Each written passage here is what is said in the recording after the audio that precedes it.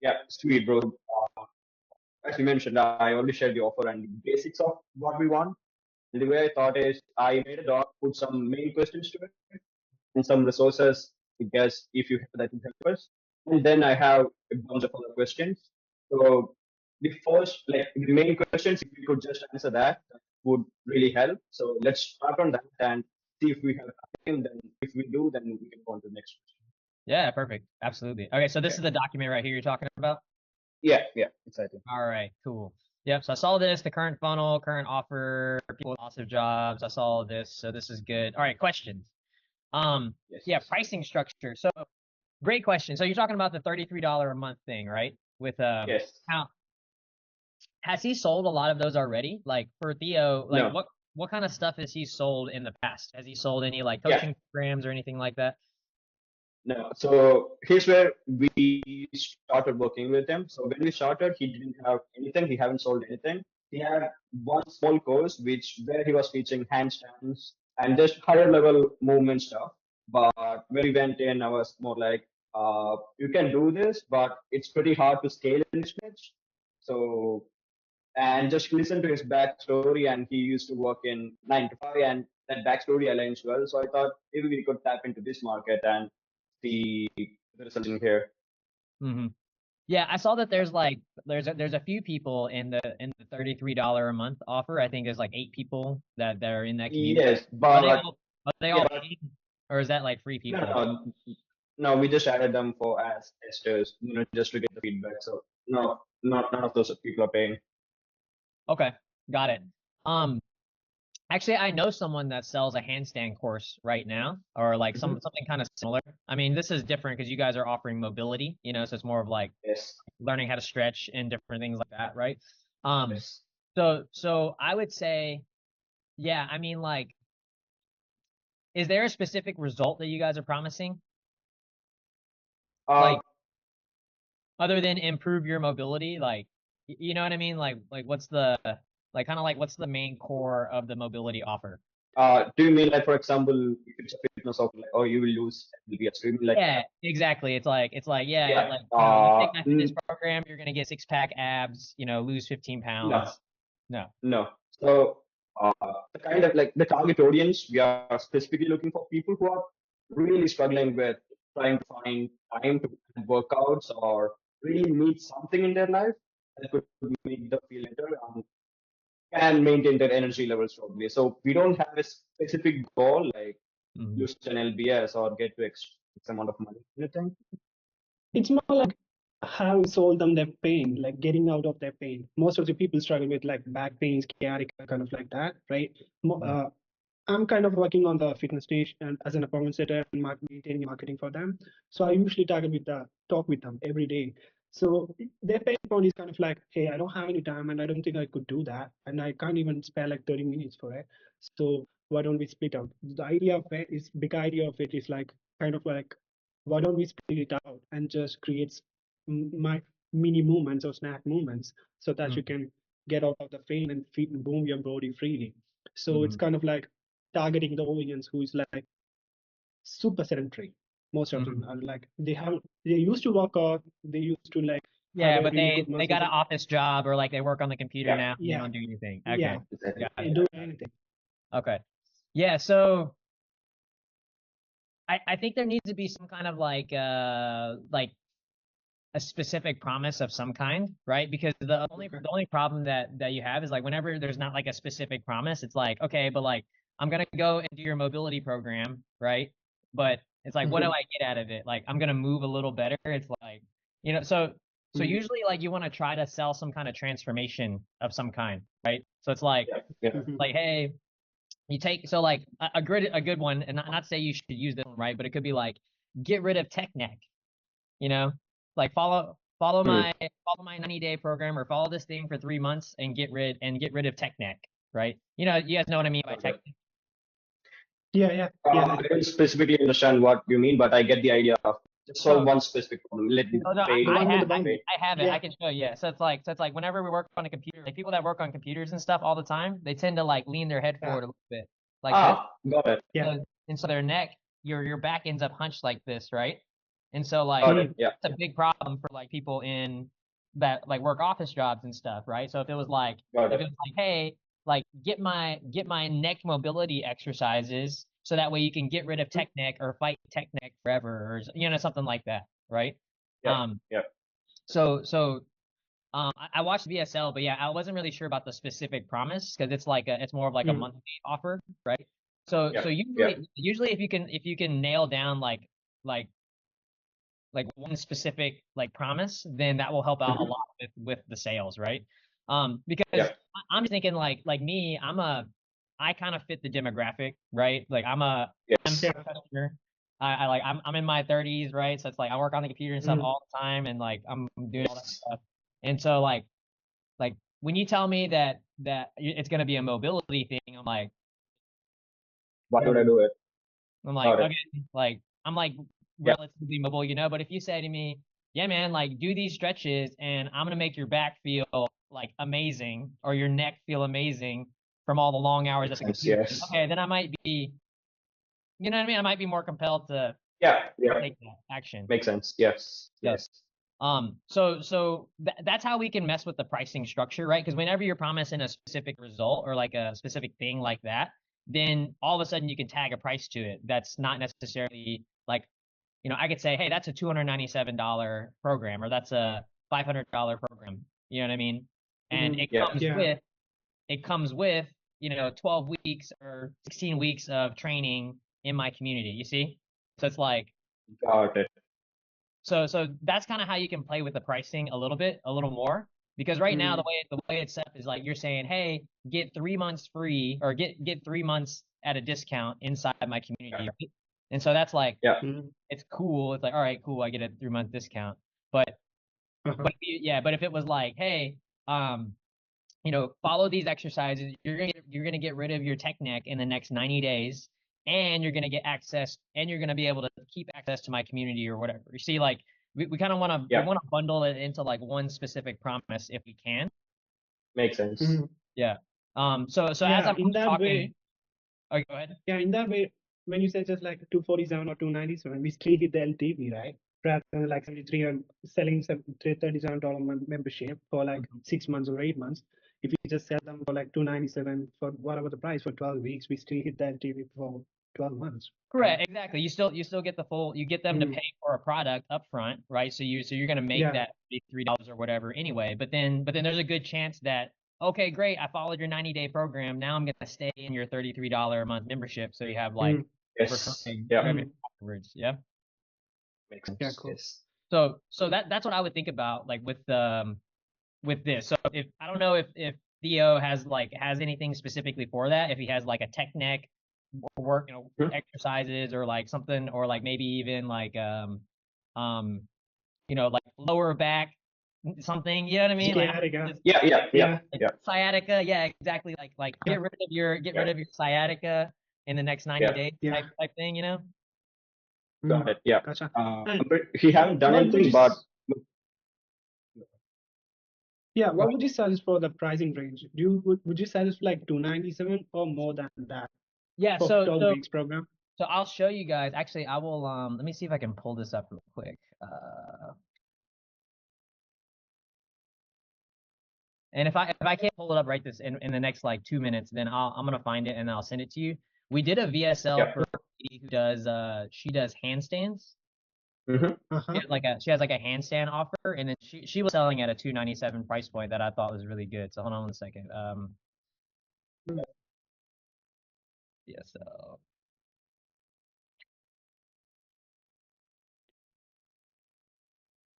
Hold on. Do you know how much she was doing, bro? Yeah, I mean, we were doing like 20-30K a month on her account just on the front end. Nice. Front end. Yeah. That's cool. Yeah, it was a really good offer. Mm. Give me ones. Actually, I'll find it after this and I'll send it to you guys. But Yeah. it was Cool. Yeah. yeah, that Yeah. way Sounds we don't waste any time here. good. But yeah, I will find that yoga VSL so you guys can see it. But basically, she was already teaching handstand stuff, right? And so Mm-hmm. all we did was offer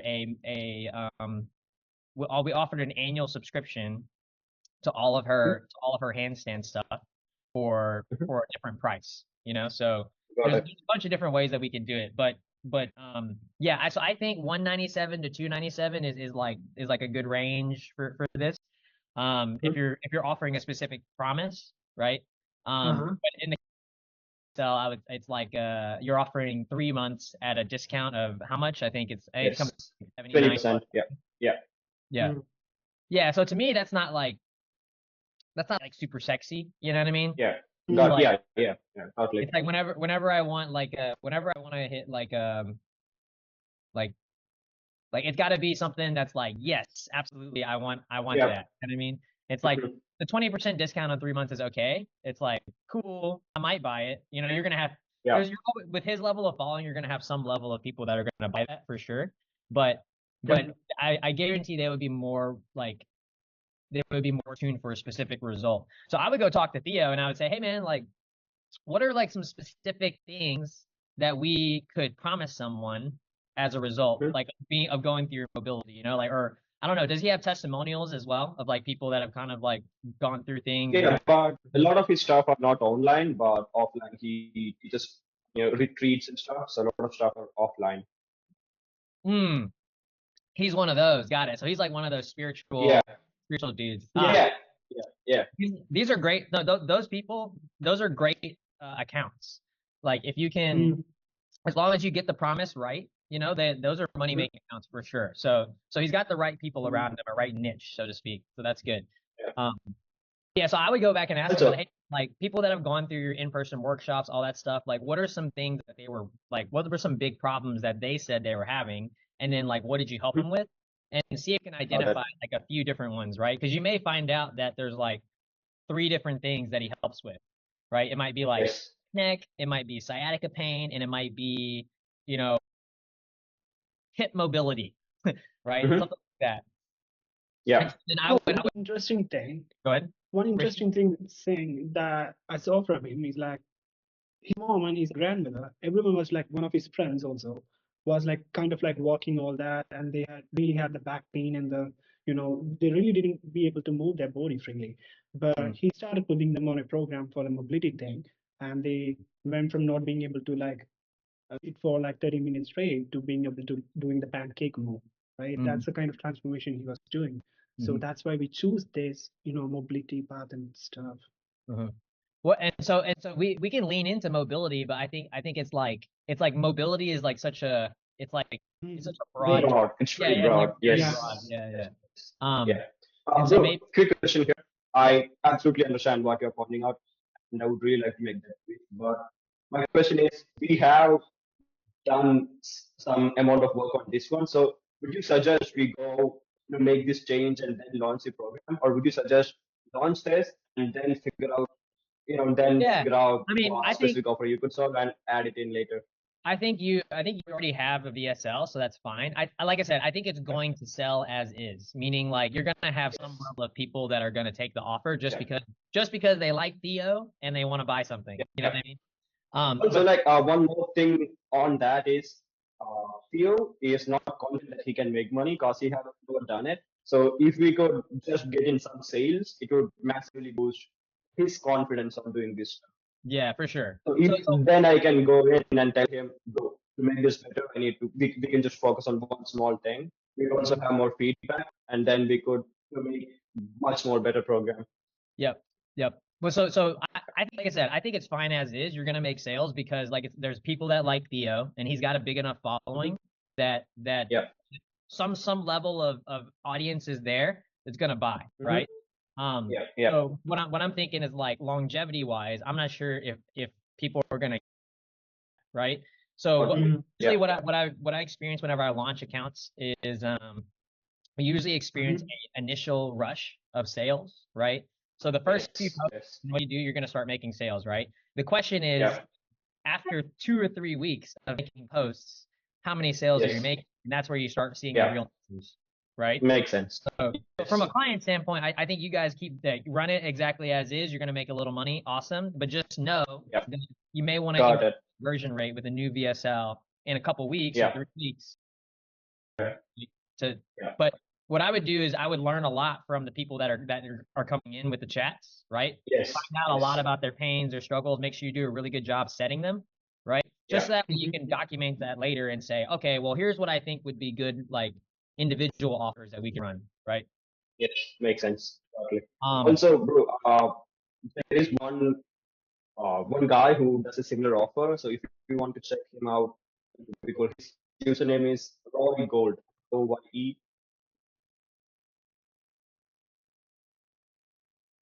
Who is it? ROYE.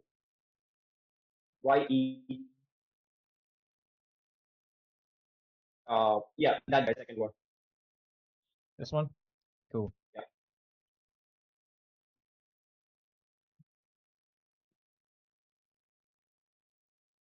Yes, similar offer. So he has the school. Yeah. Yeah. Yeah, so but you see where okay, so like his is a little different though, right? Because he's not saying mobility, he's saying movement. He's saying movement. Yeah, so movement is his main thing. Mobility is good too, right? We just have to figure out how to make. You just have to make, like, he makes movement sexy, right? You see what I mean? Like he's like making the idea of movement sexy with his content and his videos and stuff like that. Yes. I guess one more profile that would be similar to Theo would be like the beard with what was his profile name? Do you remember that? The beard guy? Just search beard, you would find him, I guess. Yeah, beard. The beard. No, not this one. Just give me a sec. This is good. I mean, like, Beard the best. He makes movement like relatively sexy, right? Yeah. Yeah. Let's see. Mindset of Theo.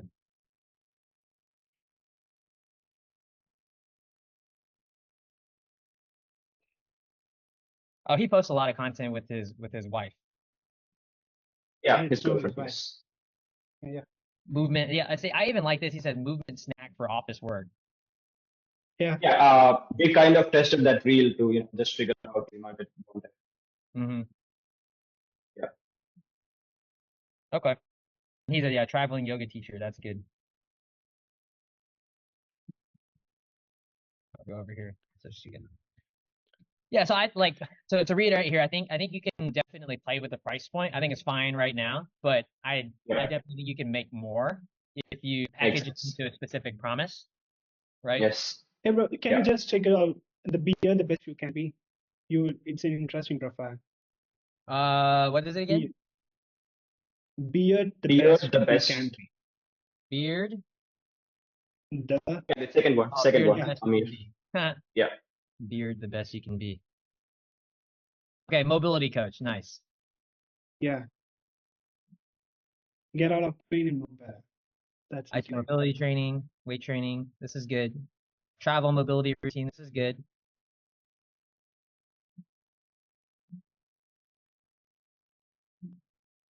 Yeah, I like this. Hip and knee routine. Yeah. How much you This is the kind of route we thought about, Yeah, I mean, well, so he actually has a lot. I mean, but he's not a yogi though. I think he's not. That's the big difference between this guy and the other guy. Yeah, he runs a physical. He's like a fitness trainer. Like Theo is more of like a yogi. Yeah, yogi mobility.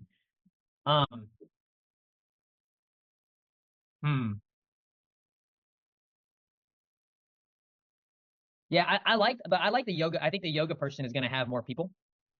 Like, or when I say it's gonna have more pull because, like, I don't know, dude, yoga is like a cult. I don't know if you met any. Yeah, I get that. Even in his hero story or origin story, the story is more like he went to Thailand and learned yoga from there. Like, so yeah, it got a nice ring to it. It's a cult. It's a cult. But I do like the idea of mobility, maybe, but it's like, I'm curious if, like, how to make that more like when you talk about it in the marketing, like how to make it more like sexy, basically. Sexy. Yeah. Well, we can figure out in just a second. So let me see. Let me make sure I get these questions. So pricing structure looks good. So yeah, like I said, keep it the same. Try a single promise result later, and then that'll help out. How do how do we tweak the sales process at suggested price point? I think the sales process is basically the same at either price Okay. point. Mhm, Right? Um, Got it. mhm. yeah. Well, I mean, you have a chat, you set them, you give them the VSL, all that stuff, right? Yeah. I saw your script earlier, and I do have some things that I could possibly recommend there, so that'll be good. Yeah.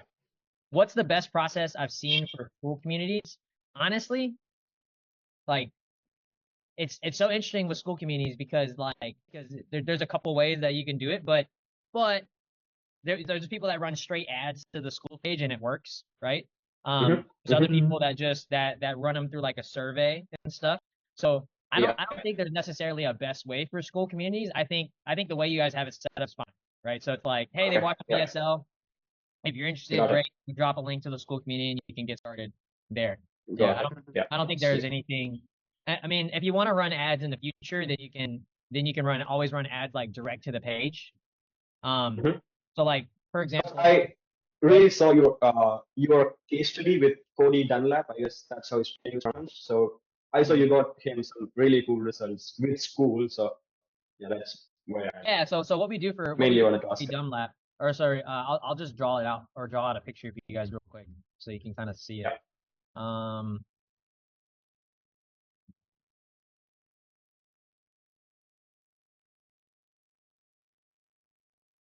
all right, cool. So like, we'll do this real quick.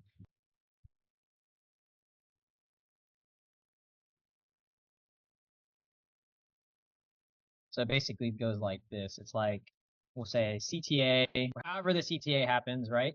It takes them to a Mhm.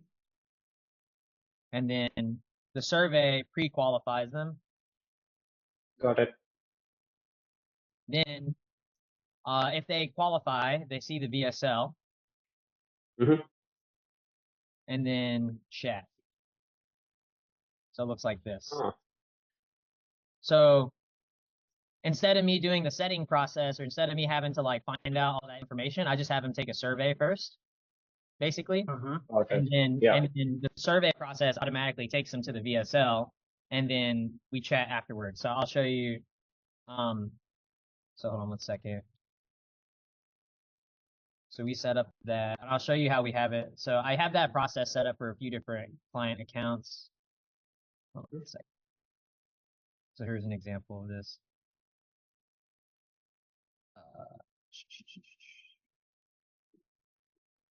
So we do this in the life insurance space. So let me pull up my mini chat as well.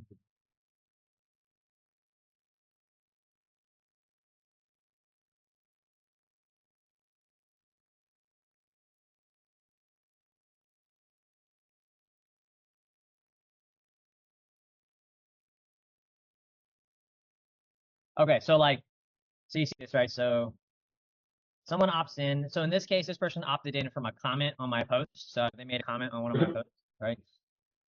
Then you see we drop the survey right here, right? So it's, hey, here's a link to the survey. Once you complete it, come back here Got it. and I'm gonna check out with you. And so then they goes to this page right here. So they have a page like this. So they can fill out this survey now, right? So I'm gonna fill it out with test information so you guys can see how that Yeah. works. Test, whatever. So we start asking them pre-qualifying questions, right? Mhm. They can fill in all this information right here. However they want to do it.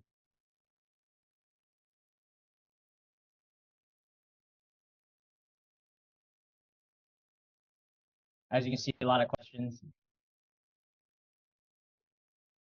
It's a lot of questions because if they fill this out, they were like really committed, right? Yeah. Mm. Yeah. And would you suggest you only do this if you are selling a high ticket or mid ticket product, for example? Yeah, For I mean, it's very front end. So would you suggest we do this or just directly put them no, to the you guys chat? don't need to do That is it. in No, place. this is Got a it. little bit for a little more high ticket for sure. Got it. Like Yeah. this offer that we're selling on this one is a $5,000 offer. Mhm. So it's a little more involved, but at your price point, not probably not, right? Got it. Yeah. So step number 2, we'll fill this out real quick as well. So this is another part of the process. Then they submit. So then once they finally submit that, then they land on the VSL. VSL. Yep. Got it. Right. So then here's the VSL. Boom.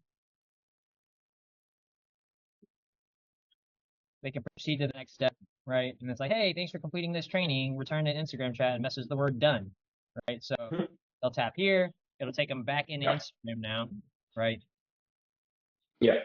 And then they can message the word done or whatever inside of here. Got it. Yeah. Yeah. Got it. So that's the process we have set up for Cody Dunlap. That's like similar, right? But I don't think you guys need. That's a little too complicated for what you guys have set up in price point. So, Mhm. but something that you could consider if you start selling something at like 997 or like 2,000, maybe even $3,000 could be worth Mhm. doing that, right? Yeah. Yeah. Makes sense. Mm-hmm. Okay, but you'll notice that process, the way I have it, the reason I have it set up like that, right, is it because it takes out the whole setting process. Yeah. See, because Actually, we have Go ahead. actually obviously he's primarily working on a different account. His offer is like $5,000. So this could be really helpful for that offer. And at the moment, Rishi is putting in like, I don't know, 8-9 hours a day setting that account. So this could be helpful. Yeah, so booking appointments and taking sales calls. That's the kind of route we are going. So looking at the stuff you just showed, it seems like that's gonna take away a lot of time. That's all. Yeah, well, it saves a lot of time for sure, right? Because that Mhm. way, like you're gonna ask them a lot of questions anyway. And so Yeah. my personal theory on this, right, is not to say that it's 100% correct, but my theory is like it's like a lot of people are kind of in the DM space now. So you're starting to see more people kind of do the qualifying via chat and like talk to people, that kind of stuff. So people are kind of know what's going on. You know what I mean? Makes sense. Yeah. So they kind of know what's going Yeah. on. So instead, I just said, It okay, repels them. Yeah. so I forced them to do the survey instead. So that way, it's like Got it. let me ask them a million They questions. know. Yeah. Do it on their own. Yeah. So how do you get them One to quick do the question here, bro. You say Yeah. you say like something like freebie thing, or how do you get them to do the survey? A freebie Is it like a or freebie is it lead a or direct do you do CTA? a direct conversation?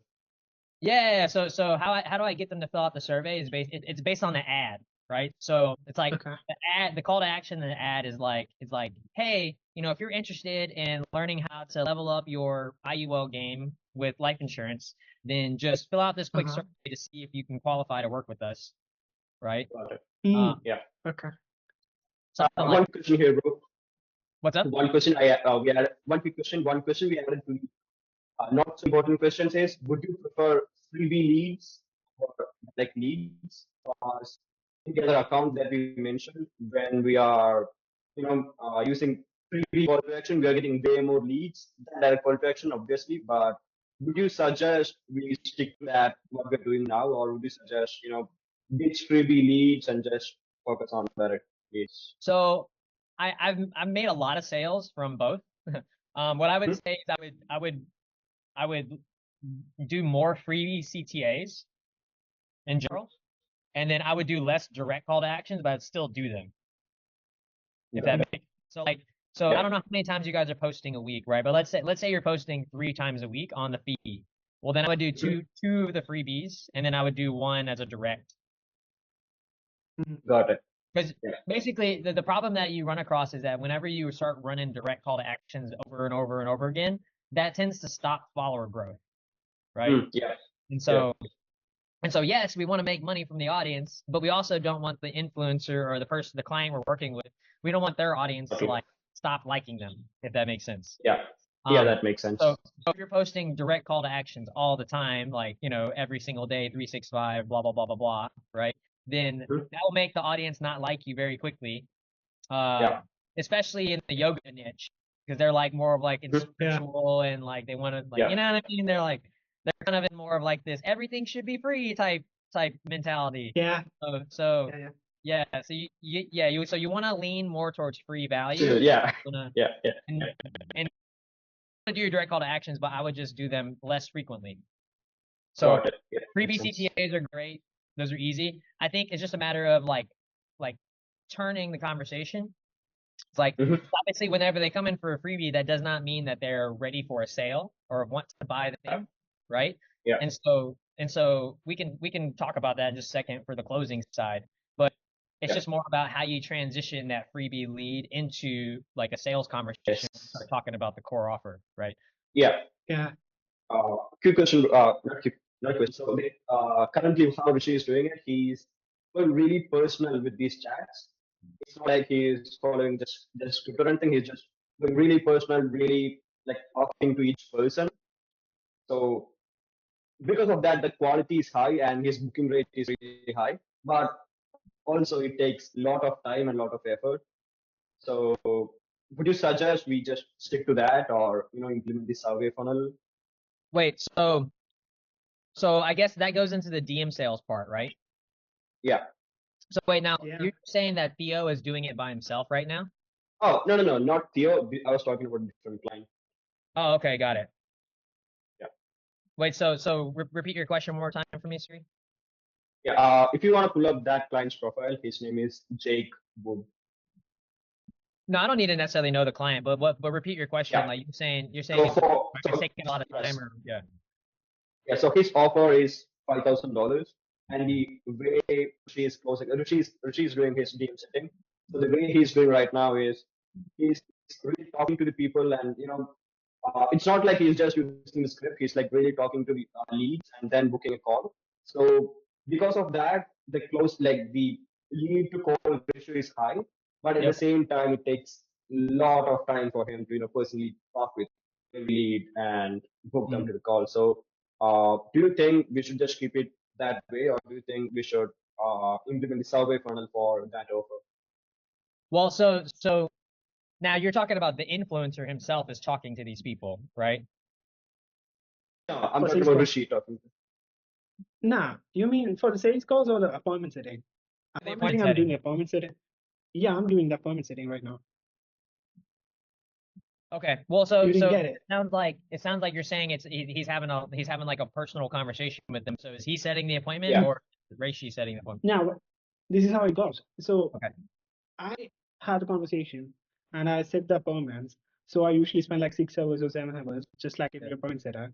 Yep. So do you prefer, if you just implemented your survey funnel, would that makes a difference or cut out the time that it usually takes for the appointment? Or do you choose I like, see. I got your question. Yeah. Okay. Yeah. Yeah. So it can.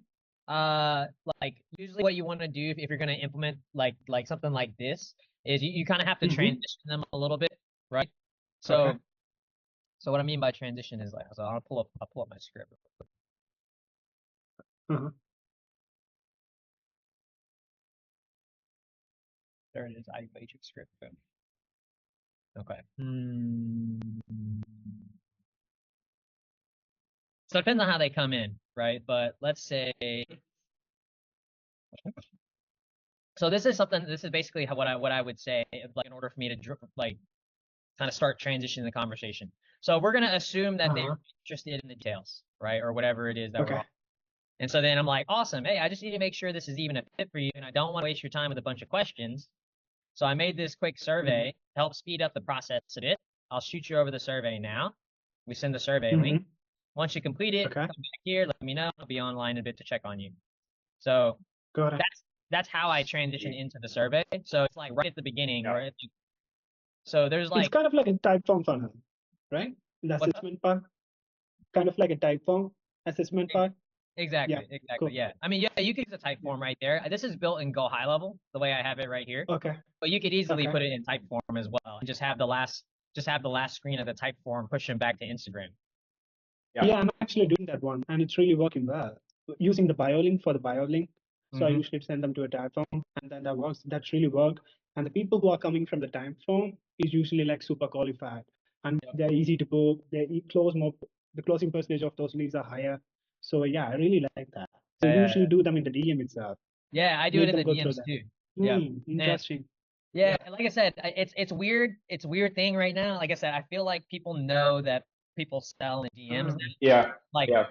so instead of like, I learned this from a mentor of mine a few years ago. And he basically said, whenever people zig, use zag is the phrase. Yeah. So it's like when people zig, use zag. And so it's like everyone now, it's like whenever we first started doing DM sales a few years ago, like we were still kind of, there's not really that many people doing it yet. We're still kind of newish, you know what I mean? Yeah. But nowadays people are like all about the DMs, like how can I monetize them or whatever, So Mhm. like people are like I call it like the market, right? But the market is generally aware that there's going to be a VA or someone behind Mm, the thing Uh-huh. talking to them, yes. right? Yeah. So so instead of like going through that super long process now, I just try to figure out how to skip some of it with the Got survey. it. Mhm. That's how I'll transition Got in, it. right? Makes sense. Yeah. And people tend to like it better because I say because I'm like, hey, I don't want to waste your time, right? And so they Yeah, yeah. tend to respond to like a lot really well to that. So we can use this Makes script sense. if we are even doing the outbounds. If we are getting them from the freebie, you just ask them the, hey, so this is out of left field. Do you want me to? Yeah, whatever the script you want to. Yeah, basically Yeah, we yeah. can use I it do for it the through lead freebie outbound. magnet, through outbound, inbound, Mm, whichever way they want to Makes come in. sense. I do. Yeah. yeah, it basically cut Yeah. short and Sweet. qualify the people, right? Yeah. L- And if you don't fill out the that. survey, then you know that they're not a good lead, right? Yeah, yeah, Mhm. Makes that makes sense. sense. Yeah. Awesome, Yeah, dude. it's like Yeah. to me, the only reason I'm going to be talking to them any bit further is if they're a good lead, and then a good lead will Yeah. fill out my survey and follow all the steps in the funnel and do the stuff that I want them to do, right?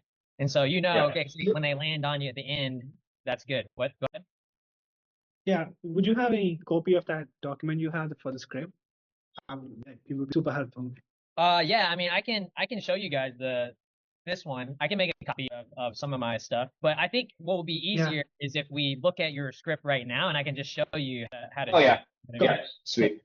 Sounds good. Yeah. Yeah. So hold on one second, because there's a little bit, and actually I do. If you guys go to my YouTube channel, I actually have a training, like a Mhm. Mm-hmm. hour-long training that I broke down this whole process. So hold on, Okay. I'll show you the video right quick, but I'm still gonna teach it to you right now, but I'm just letting you know that later, if you Yeah. need to Yeah. go back, Yeah, if you if you need to see something, then I actually have this. So yeah, it says it's this video right here where it says live outbound DM appointment setting, how to book more calls into Got each it. step.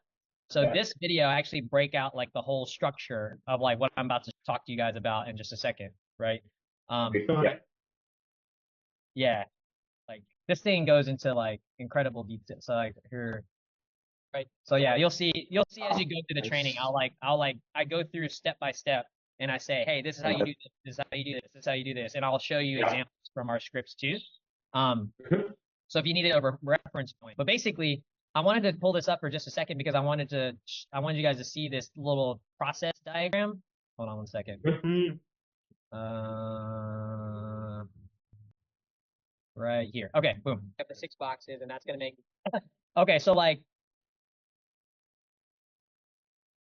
the outbound. key things is right here. These are kind of the 2 steps that I would want you guys to be aware of, right? So it's like Mhm. Mm-hmm.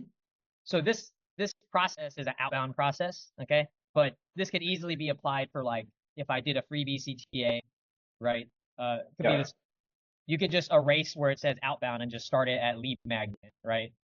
Got it. Mhm. Like, so I just want to point that out real quick. So like the first thing that happens after you do this lead magnet, like what do you guys say right after you deliver the lead magnet? I'm curious though, like what made you interested in this training, or what caught your attention about the training? That's what I Okay, usually perfect. Yeah, ask. that's a good bottle opener, right? Like, or sorry, Yeah. that's like a good first opening question. It's like, hey, what you got my free book? Hey, what got you interested in this free book? Yeah, that's a perfect Yeah. first question, right? Now, Yeah. the bottle opener is the next question after that. Okay. So Okay. so whenever someone comes in for the freebie, right? What's the Uh-huh. question you can ask them after they say why they are interested in the freebie? What is the next thing you guys usually ask? They usually say my freebie is super targeted. So they usually say, hey, I've been struggling to get into workout and I don't have any time at all.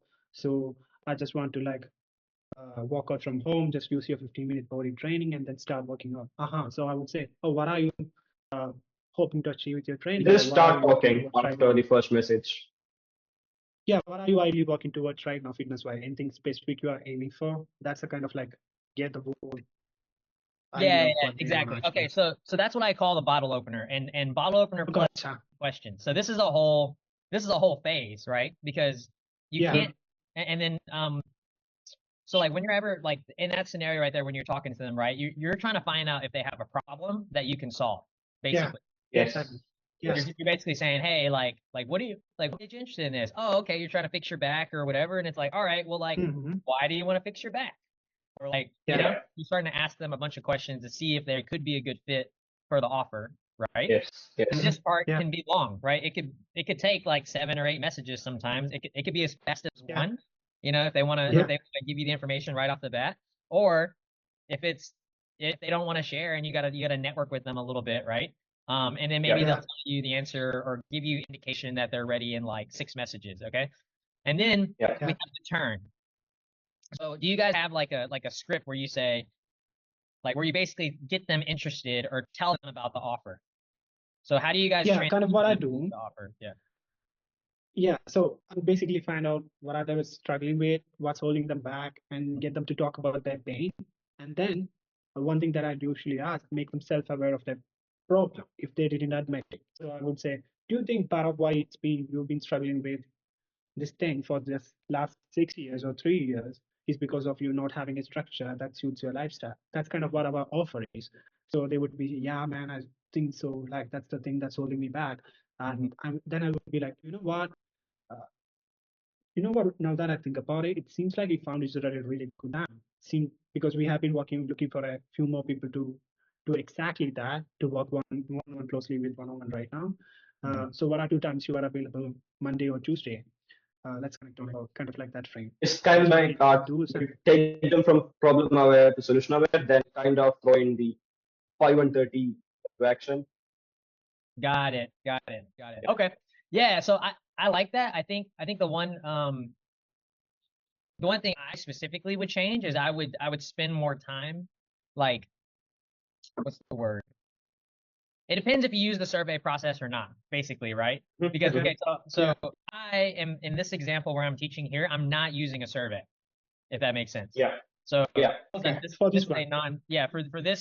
for this process or diagram I hear, this is a non-survey process. This is if I were to do it live, like I'm chatting with them, Mhm. right? Um, Yeah. Yeah. so I have a process for the turn. That's what I call it. And so it's like the moment that we're talking about essentially nothing, but then it changes into like a sales conversation, right? That's what I Yeah. call Yep. turn, right? So Mhm. that's Uh-huh. what you're talking about right there, Rishi, where you're saying, hey, this is a good time. I'm actually looking for a few more people who want to do this, Um, Yep. Uh-huh. Yep. Yeah. that is the turn. That's what I call it, if that makes sense. So the Mhm. way Got I it. use the turn in a chat is like this. So I'll say something like, so this is out of left field. So you say this is actually a good time, but I say, so this is out of left field, right? You can use either or, it doesn't matter. I like yours too. Yeah. Yeah, but I'm actually looking for a few more motivated people, right? So you could cookie cutter this statement a little bit, but you could say, I'm actually looking for a few more. I'll input a template, like some people Mhm. who want to get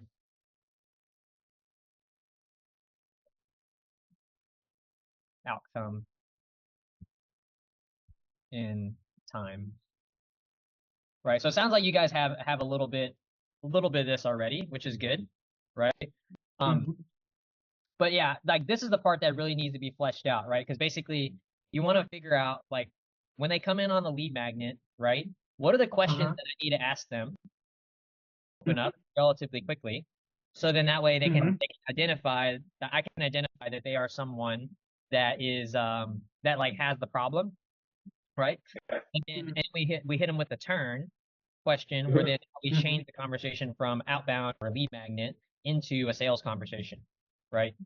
So Got it. Yeah. for my instance, what are you working towards right now? And if I say if they are working towards something and they have the pain, I can use the term and then go from there and go for Correct. the 6 boxes. Exactly. Right. Yeah, Right.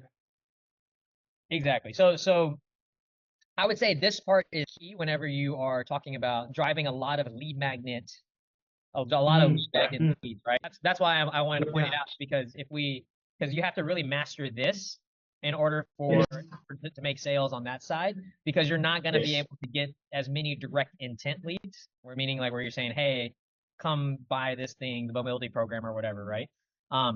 So Yes. I would just be very meticulous about this process and more than just saying, hey, like, hey, now we like to me like just talking is too vague to teach a team, right? So meaning like if I talk to someone on like lead magnet and I'm at the phase where I need to get them to the turn, we need to have a list of questions right there that people can like select from Yes. to start Yeah. asking. You know what I mean? Yeah. Because like if you've been doing this a while, you can come up with the questions pretty quick. But like if you let's say that you have Yeah. someone on the team that's managing this, right? Well, then you would Mhm. want to like go ahead and come up with the questions for them and give them an order to start asking them through, right? And then it's Yeah. like Yeah. Mhm. as soon as you find out the information you need, then you go to the turn. So Got this it. just needs to be really, really fleshed out. And so usually the first question I ask is something like, it's called bottle opener because I like it to be a light question. So the frame I like to think of it in is like, let's say that I'm gonna go hang out with my buddies, right? We're all gonna go hang out. We're gonna go to a bar and we all got a beer or whatever, right? Okay, great. Mhm. We all had a beer. We all got a beer from the bar. We all sat down at the table. Okay. Somebody pops open the beer, their first beer, and it's like, what's the question that I would ask in that scenario, right? Well, if I just started the night with my friends, I'm probably not going to ask a super deep question. Mhm. You see what I mean? Like, that's why it's Yeah. Makes all sense. open. So it's like, what's the first like level of question that that we would want to ask someone? So let me go to your script real quick. Mhm. 'Cause we have our DM closing. It's at the bottom. Yeah. Yep, I got you. So do we? Oh yeah, I would definitely recommend separating your script out into like lead Phases. magnet versus direct versus Got it. yeah, because that's how I have this one. So I have like my inbound script. So this is like direct, right? My Mhm. outbound script. So like what I the process for outbound, Yeah. and I even have my lead magnet one too. So Got it. Yeah. I would definitely recommend that. Mhm. Just so that way, like because like whenever you're looking at this script, yeah. So this is the direct one, right? Yeah, this is direct. Yeah. It's a direct one. Perfect. Yeah. Perfect. Cool.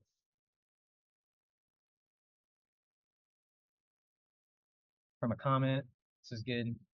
Great connect. Make you interested in this mode. Yeah, I would just start with this opener. Uh-huh. I mean, now from the comment, this can be an automated message, so that's fine. But yeah, I Yeah. think Mhm. if it's a direct CTA, I would just start here. Where it's like, hey man, thanks for Mhm. connecting. Cool fast couple preps. Yeah, I would just start with that. Yep. What if it's a freebie? If it's a freebie, then obviously it's different, right? But I'm just talking about the direct script. Yeah. Yeah. Like Gotcha. you would just need to duplicate this and then have like a lead magnet Makes sense. of this. Yeah. Yeah. Um. Yeah. Hold on a second. Help. Is your current job force you to sit many hours a day?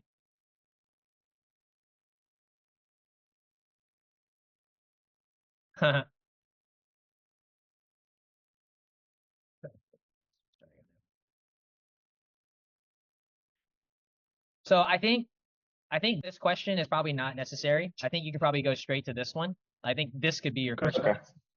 The reason I Got say it. it is Mhm. because like they would not have opted in if their job. I mean, like Makes sense. Yeah. basically, Yeah. basically part of the content is the whole idea of like they're probably at their Yes. job, at their Yes. desk, that Yes. kind of stuff. So it's like Yeah. it's kind of like a super obvious one. Like they wouldn't have opted in if they didn't already Yeah. probably sit at their desk a lot. Does that make sense? Yeah. Yeah. Mhm. Totally. The only reason I thought about adding this question in the first place was like, then I thought if I ask this, then they would go like, yeah, man, I am in X job, X thing. It makes me say, You could say it. You could ask a different question. You could yeah, say yeah, totally. instead of saying does your job force you to sit many hours a day, you could say like what do you do for work? Makes sense. Yeah. You could More ask them casual. like Yeah. and that question would get you a more useful Yeah. answer, right?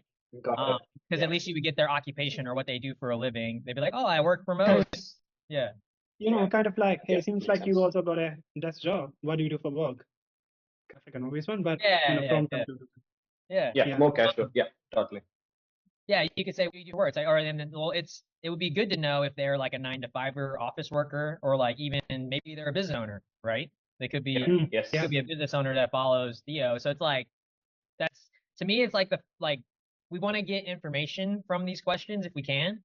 And so it's like this one is like to me it's like an obvious one because they wouldn't probably follow him if they didn't Yeah. already, you know what I mean? Like, so probably don't need this Makes question. sense. Yeah. So, but you could replace it with first, hey, what, like, what do you do for a living? Or what do you like, Got it. what do you do for work? You could say, what do you do for work is a good question. Because then they could be Mhm. like, yeah, I work remote at my house all the time and da da da da da. I love your videos and you know what I mean? Like, Got it. Yeah, yeah, yeah. they'll do some stuff. Okay. Next one. Yeah. So can I comment on this document? It should be able to. I can't comment on this document, but if you Yeah, allow, just if you do the give me a share and second. I'll allow do that. comments, yeah, that would be perfect.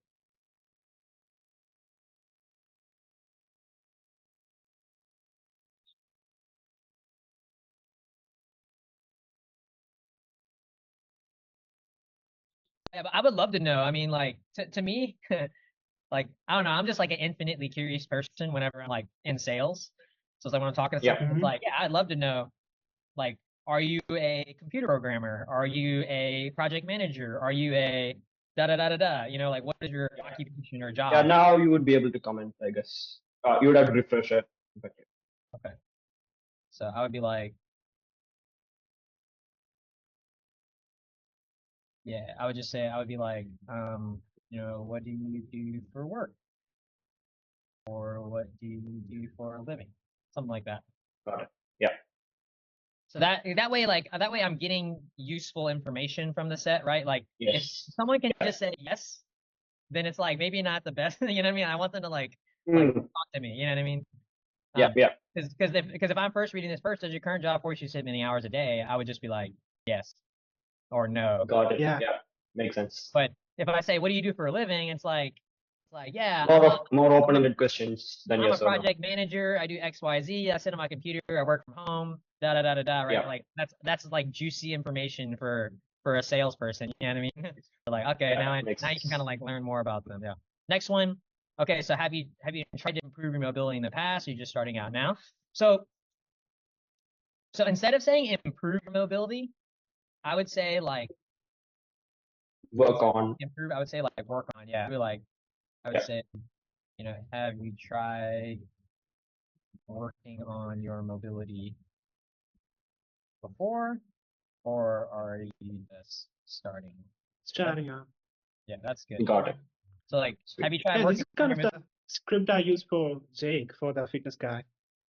Just like you said, have you ever tried anything to work on this or just starting out? Yeah. So I call this one the sorting question, right? And it's like Uh-huh.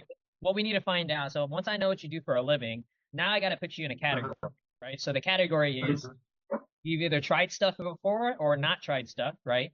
Because you want to talk to those two people very differently, right? If you have tried stuff before, then I want to know what you tried, right? I want to be like, okay, Yeah. like, what'd you try before? How's it? Okay, cool. Like, tell me about it, Like, what worked? Yeah. What didn't work? Like, now I have a lot of questions. But if you haven't tried before, then I can just keep on continuing down my process, right? Yeah. Yeah. Yeah. But usually, if they're, and you could apply this to any account, right? Like you shouldn't, like, it's like, hey, let's say that you're working on an account where they teach Facebook ads, or it's like, hey, have you ever tried Facebook ads before? Or are you just now totally. starting Or just out? starting out. Yeah, because Yeah. again, Yeah, right, it right. puts them in a category, so that way you know how you're going to talk to them. So cool. Yeah. Well, next two stuff.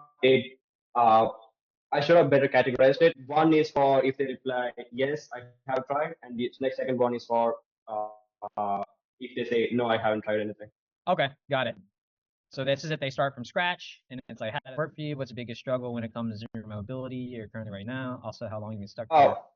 Those questions I didn't mean to send all of them at once. I was just putting options there. Yeah, those are like for more. the focus. Yeah, those are more like Yeah. not Yeah, thought yeah. provoking, Questions. like Yeah. getting more Yeah. information.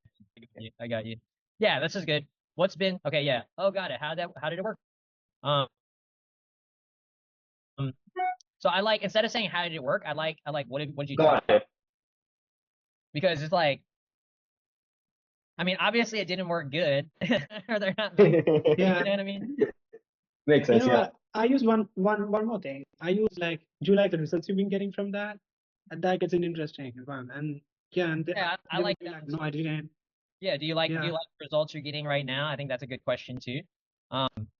Like but sometimes whenever I say like do you like the results you're getting right now? It comes off as a little salesy, right? Because it's like Mm. Okay. that's because I tied in the word result, so they're like, oh, Yeah. maybe he's gonna try to sell me something. Mm. But if I just said, what did you Yeah, try? makes sense. It's like Yeah. a lot less. It's like a lot more covert, like under the radar. Got it. Uh-huh. Because I'm like Yeah. conversationally, I'm just asking you what did you try. Like whatever you tell me, like you might tell me your struggle, great, but like I'm just Makes asking, sense. and I'm letting them fill the space there, Yeah. you Got know. it. And so both are fine, but I'm just in my head, I'm thinking like if I'm in a fitness account talking to a man that wants to get more Uh-huh. muscle, then I can be like super direct and be like, are you happy with the results you're getting right now? Yeah. But in this That's case, kind it's of like what I mean. mobility. It's like Yeah, mobility. makes sense.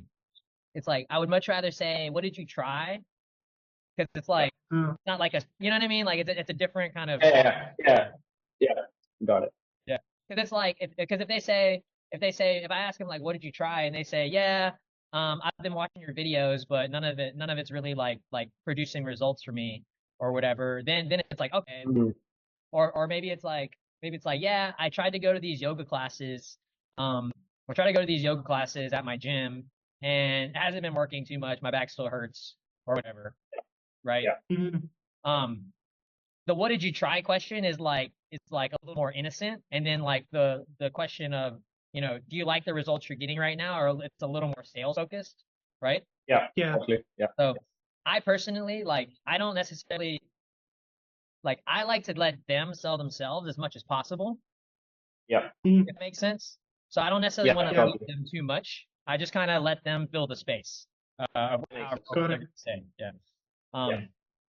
All right. So what'd you try? What's been your biggest struggle when it comes to improving your mobility in the past, or currently right now? So this is a good question. Um, so I like the word roadblock. It's like, Got hey, it. what's been the biggest roadblock when it comes to Got improving it. your mobility of past or currently right now? Because sometimes people don't want to admit to struggle. Like they don't want to be like, oh man, Mm. like it kind of has like a Yeah. negative Totally. connotation to it, right? Yeah. Yeah. But if I say roadblock, it implies that there's an obstacle of some kind, right? Yes. Mm, And it's like less personal. So it's like if I ask them what someone's roadblock is, right? They might say, you know what, like just haven't been able to budget the time, right? They tend to be more Yeah. honest if you ask the roadblock thing, or if you say like, what's been your biggest struggle with your mobility? It's like they'll give you an answer, and it still will be honest, but like struggle just has a little bit of a negative connotation with the word in general. Got it. Yes. So yeah. sometimes people don't want to admit that they're struggling, but they will admit that they have a roadblock or an obstacle that they need to get past. Got it. Got it. So I'll be like, what's been your biggest roadblock when it comes to, and then I wouldn't say improving your mobility. I would say, so I'll rephrase this just a little bit. So I would say, what's been your biggest roadblock Roadblock. when it comes to your mobility?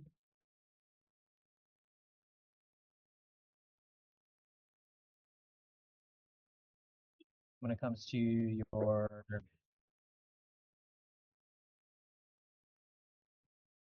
when it comes to yeah, maybe we go when it comes to working on your mobility. I like this. Got it. It's like, what's been your biggest roadblock when it comes to working on your mobility?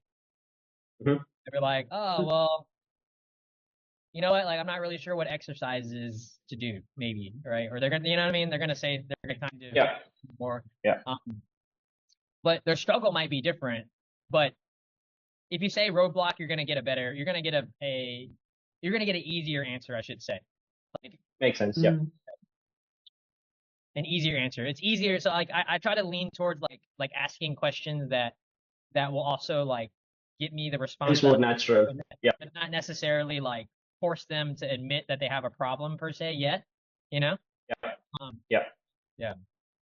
Okay, so what's been your biggest struggle when it comes to memory class? What's been your big roadblock when it comes to working on mobility? That's good. And then you say also how long you've been stuck here not getting the progress and results you want. Also, here I didn't want to use the word progress or anything. Just put it out there, and the customer How said long have based things on been what going you like got with it. this? Something like that. Yeah, I How think long have things been going like this? you could say What's the biggest? How long have you been trying to? How long have you been trying to do this? Easy. Right? It's like, Easy. Yeah. yeah. How long have you been trying to do this? Oh man, I've been working on this for 6 months or 8 months or whatever. Right? Yeah. Yeah. Would you use That's like, another follow-up question with this? Kind of like a impact question or something like that? I usually use that on the fitness thing. Do you think we should use that or skip it? what's your repeat that? Which Kind of question? like impact question. I usually follow up with an impact question. Has that had any impact on your health or your day to how you feel day to day? Yeah, I like that. I think that's important. It's like how long have you been trying to do this? And it's like, yeah, I've been Yeah, trying to fix my back for like 8 months. It's like, all right, well, like, has what that? yeah, what are the effects of that? Or what's I think, Yeah, but yeah, that question gets to pain, which I think is useful. Like meaning yeah, like it kind of gets them to share more about their personal pain when it comes Yeah. to yeah. yeah. So I would definitely say follow up with another question because it's like it's kind of like Mm, um the example I want to give is like it's like you sometimes you want to jab the dagger deeper, if that makes sense. mm, Yeah. So yeah. in this case, we've already saying, what's because so think about it, right? We asked the roadblock, so they already admitted they have a problem, right? So like, Mm-hmm. I can't budget the time or whatever because I blah blah blah blah blah. I'm not getting it. I'm not getting the results I want. And it's like, okay, well, how long you been trying to do this? And he's like, well, I've been trying for eight Okay. months. And it's like, okay, well, like, you've been trying for 8 months. Like what are the things that are like what are the effects that are your well maybe I'll say the phrase it a little Yeah. different. It's like what are the Did you feel any changes? Or the word the thing that I'm thinking of is like what can you do or what would you like to do that you can't do now is kind of the idea that I'm thinking of, but yeah. we need to ask it a little better. Hmm.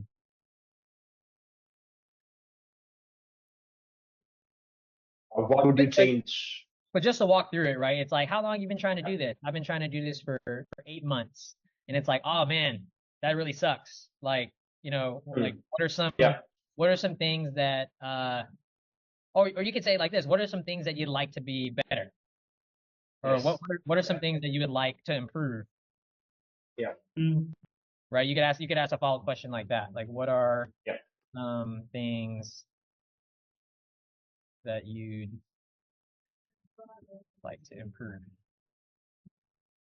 Or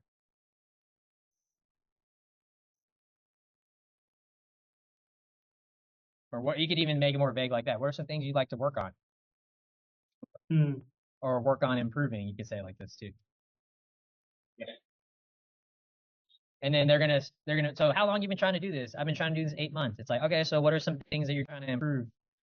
What are some things that you're trying to improve right now? And so then they're gonna be like, yeah, my back hurts, my neck hurts, or Yeah. my low back sucks. I'm trying to fix that. My sciatica is Yeah. acting up. mm-hmm. I'm getting old. They're gonna say some stuff, right? Yeah. Yeah. And it's like, cool. And the next one, got it. Good to know. I appreciate you sharing that with me. A lot of my students were struggling with the exact same problem. This is good. For example, I was able to help my 60-year-old We can mom. change that. What's up? Yeah, we can change that. It's just for an example. No, but this is good though. It's I like it. I was able to help my 60-year-old mom who's uh-huh. been so long become flexible to do the pancake poses within a year. And image would be like a before and after one where she's struggling, and the second one where she's like actually doing that contact pose.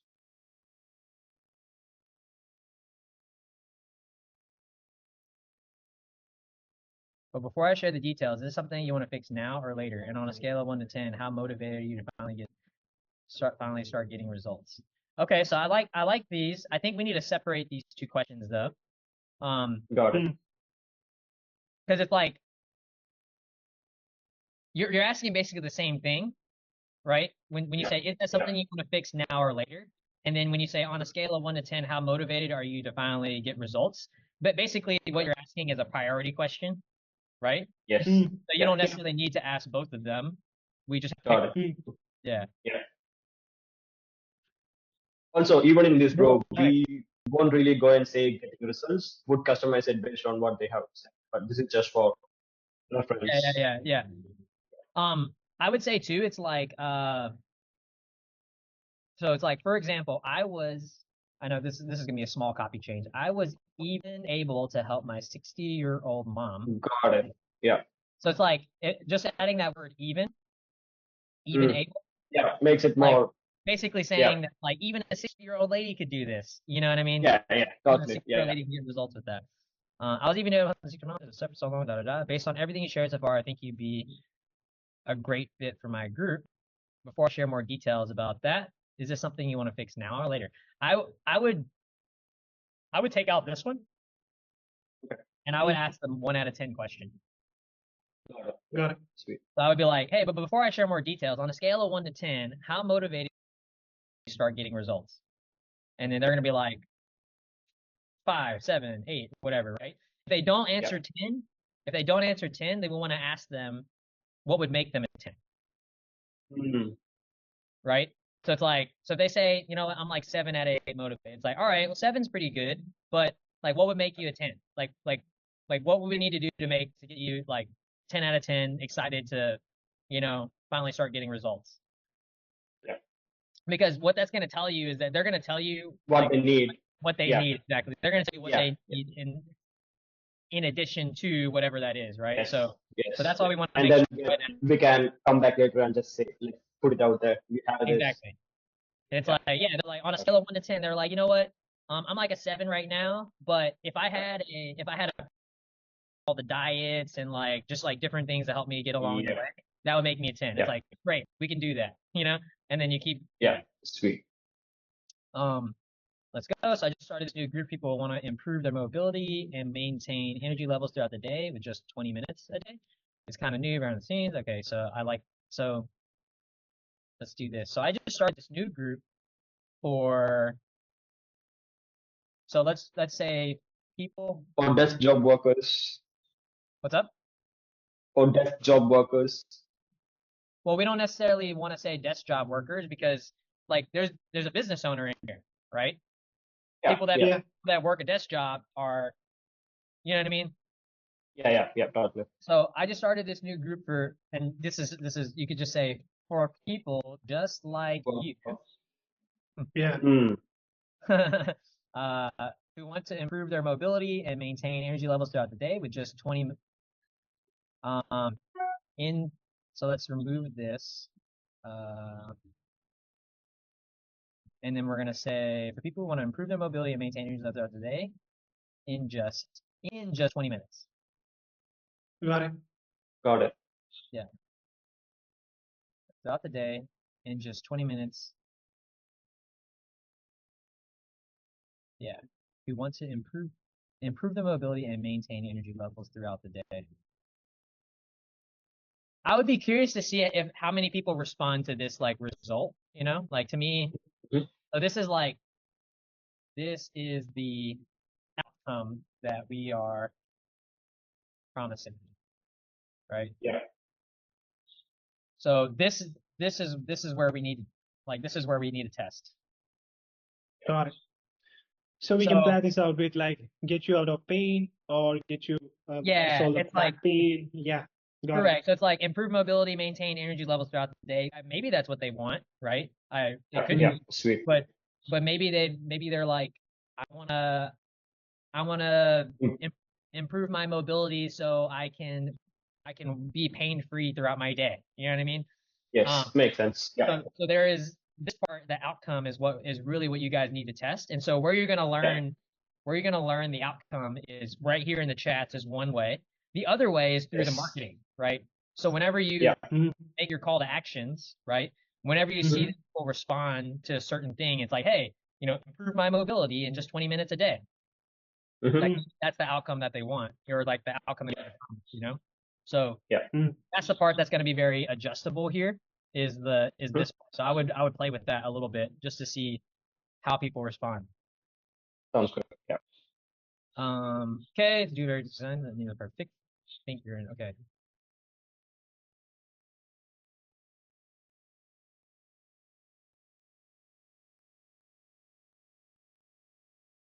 So we say you're nearly a perfect fit for it twice. So sometimes that can be weird. Got it. Got it.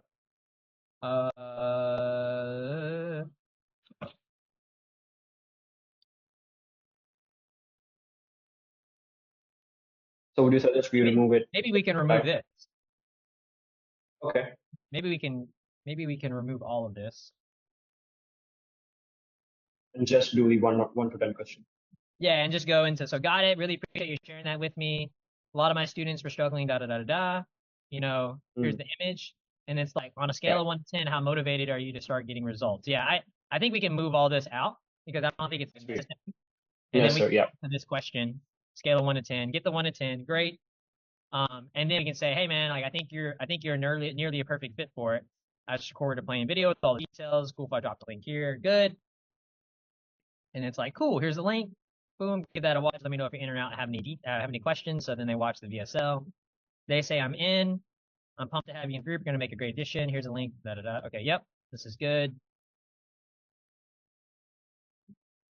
You have a video for the follow up. Let's see. No, it just the dog we got from Jason Capital. Yeah. This script document. Yeah. Nice. You make it?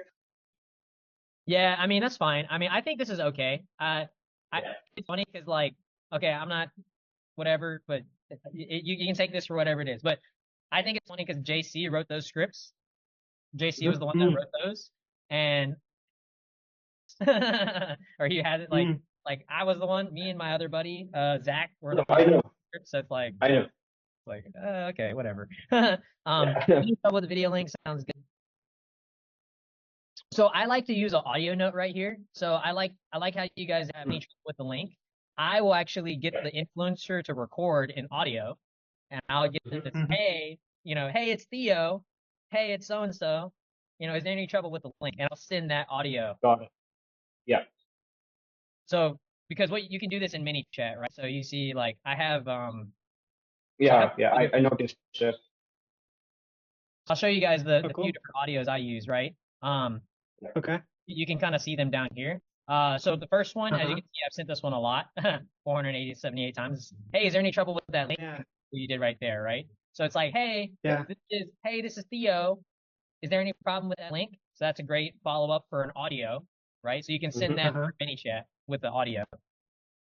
Another one is it's not a bot. So sometimes people are like, oh, this is a bot. And so I always have the influencer record me an audio that's something like, hey, this is Theo, not a bot. Makes sense. Yeah. And so we use those a lot in our chats right here. Bro, So can you just play that? What'd you say? Is there a way to play that? Yeah, I can play it for you. Well, let me download. I got to download it out of this. Or even if you could send it after the call, that would be good. Sure. So like this. Hey, Brandon, are you having any trouble with the link I sent you? Gotcha. Just the question. Yeah, just that one question. And the same thing with a not a bot.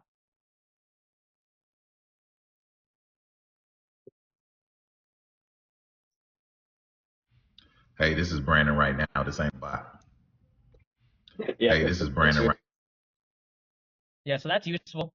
Those audios are very useful for chats because there are people that are like, am I talking to Brand or am I talking to Theo or am I talking to a random person or whatever? This can be. Yeah, bro. Can you just share some of the most used audios with whatever, if you got it, if that's okay, that would be super. Yeah, I mean, literally just those two. I mean, really, I use those. Like that's like the 80-20, and then some other times I'll get the influencer to like record like details. A video. Okay. No, so it's like details. So for example, like sometimes people after the VSL they might say something like, okay, I kind of got it, but could you tell me all that's included one more time?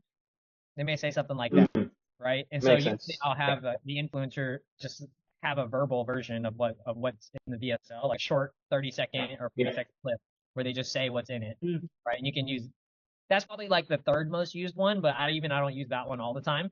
Got it. But not a bot. 100. That's a staple. You got to have that one. And you got any trouble with the link. That's a staple. You got to have that one. Those Gotcha. makers for sure. All right, let me go back And to do this. you use any ahead. audio for openers? Opener Not really. messages? Not really. Uh-huh. Not really. I mean, I see. sometimes I do, but I find that like video openers are usually better if I'm gonna do like some kind of opener like that. Yeah. I'm testing Yeah. so I'm doing this right now. I just started a new account and we're testing like instead of doing a text-based set like this, we're doing videos. So Got it. I'm gonna do a video set. So I don't know how it's gonna go yet. So I'll let you guys, you can ask me about it in like 3 weeks and you can, In a month. Yeah. Okay. But we're trying that, yeah. So hold on, let me make sure I get through these because I know we have a bunch of questions. So deep sales, so we went through that script, that's good. Theo has a big audience, so wouldn't more drive leads instead of handle? How do you suggest, or what do we suggest you do in this situation? The answer is yes, it's gonna drive more leads. The question, I think can it set or handle that is relative. What I mean by it's relative is like, I mean, I don't know how many leads are you gonna get? I mean, he has millions of followers, so he has a good bit of followers. So it's like you're gonna get a good bit of rush for sure. But I think the key with this is like you need to quit whenever you know it's not gonna go anywhere. Like that's really the key with high volume chats to me. It's like more like I'm looking for someone who is my avatar or is the person that I want. And if they don't fit that, then I'm gonna get rid of them relatively quickly. If that makes sense. Makes sense. Yeah. I also got one quick question here. By the way, whenever you post a client case study or when find clients in website, I just go through it, chat posts and everything. So regularly check your stuff. So one of your clients were Christian Cleaner, fitness guy. Yep. Yeah, I went through his chat and was that fully automated? So yeah, Christian Cleaner now has a fully automated chat. He has like he uses the Go High Level, which is an AI appointment setter. Yeah. So there are fully automated ones. I think it's really good for setting appointments. Okay, not good for video drops. It's not really good for like closing deals in the DMs yet. I'm testing some stuff for that, but I haven't like come up with a solution that's working really good for that moment. So, but I think that the AI is really good for setting appointments though, because we actually use an AI appointment setter through ManyChat as well for that same guy. So yeah, I would say with this one, it's like you just want to qualify and disqualify it fast. So have you guys ever so the analogy I want to give you is like it's like gold digger versus gold sifter. So have you ever guys seen anyone pan before? No? Okay, hold on. All right, so the analogy works really good here. So it's like, here, I'll show you. Like this is how people pan for gold, right? Is they basically go stand in a river, right? They go stand in a river that's like running, and then they basically like pull the sediment out of the water, right? So it's like sand and dirt, right? But then basically like after, if you look at all this, they basically get gold in their pan, and that's kind of what they're doing, right? So contrast this with like a gold digger, right? So like a gold miner, right? Like gold miner, they're out here digging rocks, you know what I mean? Like they go through some stuff. You see what I mean? Like, sorry, this guy's standing, but like a miner is gonna have to do something like this, right? Like go into the ground. So to me, a low lead flow account is more like gold digging, right? So to get through all the stuff. You got to spend a lot of time. You've got more time to talk to leads and stuff, right? Because you don't have a million leads to deal with. So you're doing a really good job of overcoming objections. You're doing a really good job of just like going very deep with every conversation because you just don't have that many leads, right? So we're digging for gold. Whereas like this account is going to be the opposite. It's going to be more like a flood, right? It's going to be more like you're in a river and all the leads are running right? And so your goal is to basically pan and find the best leads that are in there Makes and then sense. focus on those and then let the rest go, you know? Mhm. Mhm. So your strategy is just going to be different, like mentally, whenever you're approaching the chat. So that's how I would look at the high volume stuff with big followings. Does that make sense? Yes. Got Yeah, it. makes sense. Totally. Okay. Cool. Let's see here. Do you have a Yeah, specific? the next question is kind of a something I really wanted to know your perspective on. And if you remember, you mentioned you had a client named King. He did Yeah. So into car windows. yeah. So for the lead driving stuff for this, actually, I have a video on this too. Okay. Yeah, that's cool. By chat. This is no phone.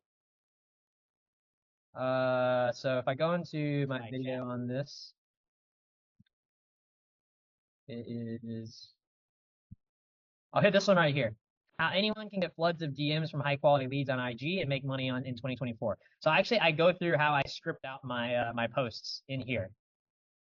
Oh, Nice. great. Nice. There is this. Yeah, like I break down like the whole, like right here, like the whole I'm looking for a statement, like how to do the Yeah. CTA. Uh-huh. So yeah, if you watch this video right here, it'll show you exactly how I craft all my CTAs. I even give you Got it. examples in here as well from actual posts that drive leads. So I even show you how to do the posts in here. Yeah. Yep. Yeah. So Got watch it. the video, and then if you have any questions after that, then yeah, just let me know. But I break down how I craft everything on that one. Yeah. Do I have any specific structure for weekly lead gen content? I mean, I basically only post 3 times a week for most of my clients. In terms Okay. of like call to action, usually how I work with them is they're still responsible for creating content and doing everything that they were doing before I started talking to them, if that makes sense. Yeah, Yeah. you Mm. got to do that because that's the only thing that keeps the account running. And then on my side, Yes. focusing on monetization and driving leads for sales, right? So in your it's a similar situation for you guys, right? Mm. So it's like I don't want to post too many times because I don't want to burn out the audience. They need to be posting a lot, right? So that's kind of that balance that needs to happen there. So I usually will pick 3 days of the week and then I will post on those days. So it could be like a Tuesday, Wednesday, Thursday. Could be Monday, Wednesday, Friday. However you want. Like it could be a Saturday, Sunday, right? However you want to split it up. Mm. Good. What I would recommend is just looking at the analytics and seeing when the audience is the most active. Mhm. Mm. Makes sense. Also, when you do that, do you have? I mean, it is like, okay, 2 days I will post carousels. One day I will do the call to action stories. Vice versa. Good question. So I try not to double dip. So if I post on the feed, I'm not posting on the story. Okay. Does that make sense? And then if I Yeah. post on the story, I don't post on the feed. So a good way you could do it is you could do it like, so let's say it's like, I'm gonna pull up my whiteboard again for a second. So let's say it's like this, you got your, I'm not gonna draw that. I'm just gonna put the words Monday, Tuesday, Thursday, Friday, Saturday, Sunday. So you could do something like this, where you say, okay, like Monday, feed post, Tuesday, story post. You could alternate it like this if you wanted. Got it. Never do both of them on the same day. Got it. Yeah, I try not to do both on the same day because I want to know like where my leads are coming from. Which one is working? Yeah. Yeah. So it's like if I only have one call to action on the story that day, and then I draw 50 leads, and it's like, okay, great, the story was awesome. You know what I mean? Like it helps you like Yes. track the lead. Also, if one story is working, would you just use it after some time? I wouldn't repeat it too many times. I would so like what I would do is find winners, right? And so what I mean by find winners is like you might create 20 different story call to actions, right? But only maybe 3 of those are going to be good, right? Yeah. Mm. So after you test a bunch of them, you're going to find that there may be like 3 that are really good. And then it's cool. Like now that becomes that's my winners pool, right? Mhm. And so Yeah. anytime I need leads, I'm going to go pull from that, right? So Got I it. want to Yeah. still keep testing different call to actions, right? To Mhm. find the different messaging that works. But then once I find like like 7 or 8 winners, Yeah. right? Then I'm always going to use the messaging from those, but then I'm going to pull them out every now and then as well. So I don't necessarily Makes repost sense. the same one.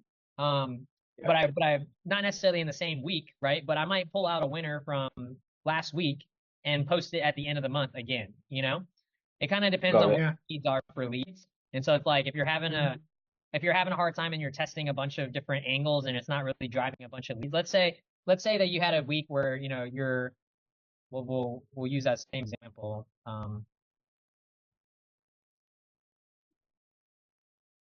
Use the same example. And so like let's say that let's say that this one drives 10 leads,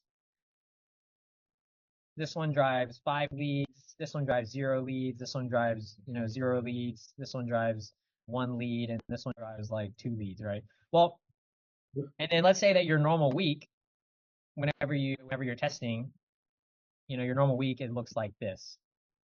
Mhm. Let's say your normal week looks good and where you have like 20 leads every single day. You know what I mean? Mhm. Well, Yeah. from like a monetization standpoint, right? Like you might need to pull out a winner from you might need to pull out a winner to drive more leads because your team or you guys are used to getting 20 leads a day, right? So that's 60, it's 120 leads right here, right? And then maybe this Yeah. week you only got 17 or 18, right? Well, Got it. Yeah. you need to pull out a winner to drive some more leads so that way your team is fed, you know what I mean? Because as you're testing different CTAs and different things, your lead flow is gonna wobble. You know what I mean? It's gonna kind of do this. Yeah. And Yeah. so you may need to pull out a winner to address that wobble, so that way the lead flow stays consistent while you're continuing. Makes sense. Yes, makes sense. So Yeah. on like if I had a week like this, then the next following week afterwards, I would probably pull out 2 or 3 winners from before in the past, so that way I can get Yes. the lead flow steady. So that way we Makes can sense. keep making sales, and then Yeah. I'll test on the other days, right? Does that make sense? Yes. Yeah. Yeah, totally. Yeah, that makes sense. It's like injections. Yeah, makes sense. Yeah, so you want to identify your winners, and then once you identify your winners, that's gonna naturally tie into different ways that you can use it later. And Okay, and bro, on another note, yeah, what you got? DMs, right? The DMs are like the product is like really low ticket. So not necessarily we won't be able to sometimes spend a lot of time because it's not like high ticket and spend a lot of time in the DM. So would you prefer shortening the process, or do you got any better process like just sending them to the VSLs and converting them to anything like that? Do you got any better ideas to cut short the process and make it much more simple just because it's a small product? You know Yeah, what I mean? it's a small product for sure. What I would say is you could try running them straight to the school page or straight Full to page. SL, Yes. and then Yeah. going Mhm. backwards, right? So the problem that you have with that is that if they can't afford it, they're going to be very upfront about it, right? Mhm. So that's that'd be the biggest difference, right? Because if you think it from like a conversion standpoint, so I'll pull up my whiteboard again.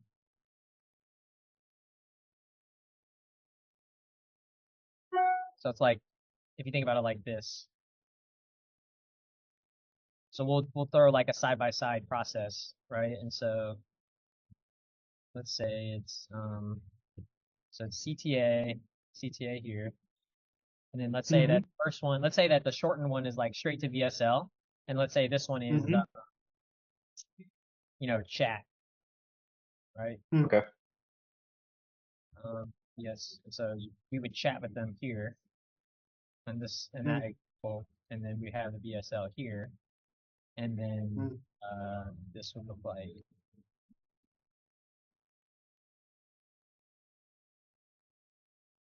this. So it would look like this. Makes sense. So in the first version, only if they're interested to reply, so we can reduce the chats. Makes sense. Yeah, I mean, and basically, yeah, in the first version, we're pushing them right to the VSL. So only the people who are, I mean, they're like really super interested are going to be there, or they're going to buy, right? Whereas on this other one, it's not going to be as fast. It won't be as fast, but you will make more sales in the bottom example. So I would say, let me finish. So we'll say 1.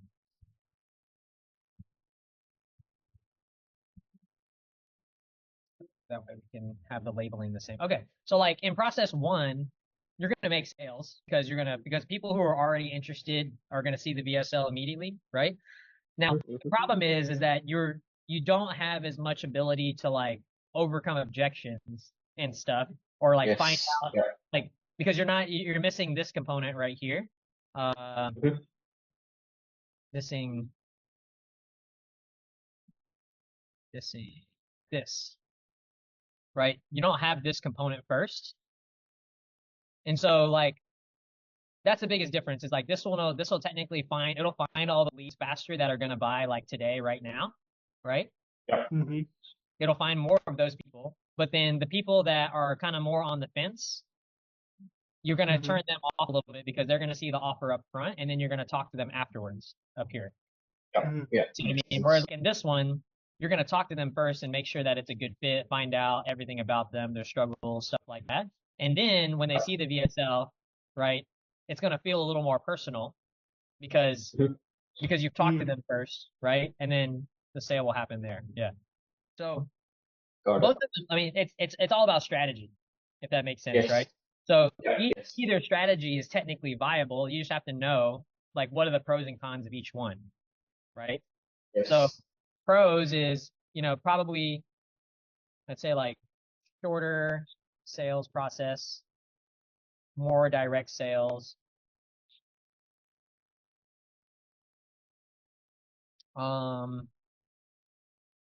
I would say, less ability to overcome objections because they see the price first.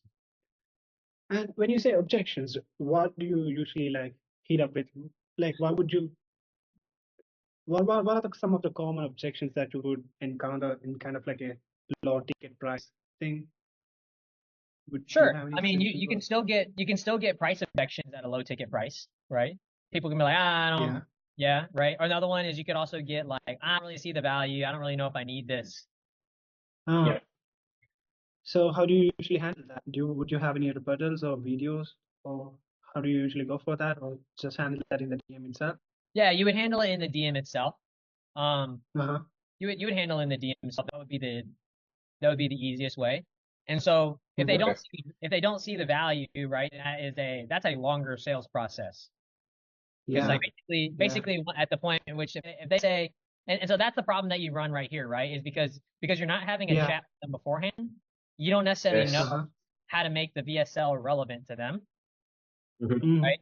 And so they may watch the video and say, this is not really for me, right? And then the moment when someone Yeah. Makes sense. already like they self-select and they say this isn't for me, they're gonna shut down. Mhm. Like anything you say after Yeah. that is really a matter. Like the way I like to think of it is like imagine like a sales call, right? Like you're on the phone, like a Zoom call with someone, right? Like Mm-hmm. imagine that I was on a Zoom call with someone and I told them the price right at the very beginning of the call. Mm. Right? You wouldn't do that, right? Yeah. Yeah. Why? But the reason you wouldn't do that is because you don't know much about them yet. You don't know what their struggles are, or anything like that. So you don't know how to make the offer relevant to them, right? Yeah. And they usually get on a price-based thinking rather than a results-based The thinking. value-based thinking, exactly, right? Yeah.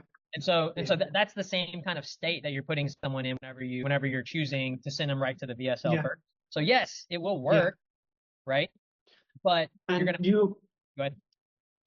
and when it comes to the objection, right? Objection handling, do you still handle it just like the sales calls, or do you got any better way to handle objection that some of the scripts or something like that usually that you would Yeah, go I mean, over? so the scripts are usually pretty custom for each account. Just because Uh-huh. because how you overcome the objection is based on the components of the offer, right? Mhm. So for example, let's say that someone says, "Yeah, man, I don't really see how valuable this is, or I don't really see the value in this," for example. Yeah. Right? So hold on, Uh-huh. I can whiteboard this real quick.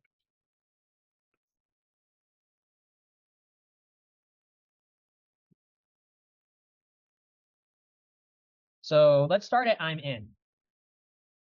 Yeah. So someone says I'm in, that means that they have watched the VSL, right? And then they said that I'm in. and they're interested in the offer, right? But then I'm going to call this I'm in plus questions. Okay. So what I mean by I'm in plus questions in this case is like people are going to say I'm in, but then they're going to like some people will just say straight up I'm in, and then some people are going to say I'm in, but ... whatever, right? Got it. Yeah. It could be like I'm in, but can you tell me more about the details? Right? That could be one example, or it could be I'm in, but I can't afford that right now. Right? Yeah. Could be I'm in. Could be I'm in. Can you clarify the cost again? They're gonna ask some kind of question, if that makes sense, usually, right? So it's like I'm in plus question. Now, for most of this, we're gonna answer the question, right? So if they say, if they say, can you tell me more about the details? We're just gonna tell them about the details. Easy. And that's where we record the audio. Yeah. Yeah, right. You could record the audio, or you could just answer the question via DM, Yeah. Or you think, can you clarify the cost again, right? We're just going to answer that question. But if they say something like, I can't afford it right now, or I don't see the value, right? Then that opens up a whole different can of worms, because if they say I don't see the value and I can't afford it, then we need to, that's a price objection, right? Yeah. So I'll call this price objection. And so if someone has a price objection, then it really comes down to a couple of things. Either they don't understand the product, don't trust you, or don't believe they can do it. It usually stems out of one of those things, right? So then our job, if someone says, I can't afford it right now, or I don't see the value, is we need to start asking them questions to see which of these things it is. Does that make sense? Yes. So it's like, all right, cool. I don't see the value. And it's like, awesome, dude. Well, like, does everything about the process make sense, or do you have any questions? Or does everything about the system make sense, or do you have any questions for me? I usually start with that question. They're like, yeah, well, I don't really understand how this mobility thing is gonna blah blah whatever, right? They're gonna say whatever, or they may say, yeah, I understand everything about the process. Cool, right? And then it's like, all right, well, once they understand the product, then it's more about the value, right? Yeah. And it's more about the value and them not trusting you. So we can do this in a different way. We can assume that they trust us because they wouldn't have gotten this far otherwise, unless they have some kind of trust, right? So it may be this. It might be this. Like they don't believe that they can do it too. Right? They might think, oh, this is awesome, but maybe I don't believe that I can actually improve my mobility. Okay. So we're gonna get to that, but we'll do this first. So we'll start with the don't understand the product. Great. They don't understand the product. Cool. Or I guess instead of me doing that, I'm gonna do check mark. So this is the first thing I check for, is like make sure they understand the product, right? So if they understand it, great. The next thing is a value-based thing, right? So it's like, so I'll ask something like, aside from the money, do you think, or do you believe, or I'm gonna say it like this, aside from the money, is it worth X dollars? I'm gonna put that for you. Outcome like this. Got it. Yeah. So that would be the second one, right? So it's like, hey man, cool. Well, aside from the money, do you think that it's actually worth $79 for you to improve your mobility and whatever, right? Ideally, we have some information here from the set earlier that we can use. Yeah. To like throw at him, right? So he might say that, oh well, I'm really struggling with my back pain. It's like, do you think it's worth $79 for you to overcome your back pain and finally move the way you want to? Well, they're like, yeah, well, it's worth $79. And it's like, okay, cool. Well, then now once I get them to agree on the value side of it, right? This is the value. Then that's the next checkpoint. It's all right, cool. Well, now we've agreed on value. You see? And then usually at this point, once I've got them to, once I make sure they understand the product and we've assigned value to it, then all objections usually come down to best case, worst case, Got it. right? It's like every objection, all of them eventually come down to this. It doesn't matter what the objections are. So I usually kind of skip to this and kind of put it in the best case, worst case for them.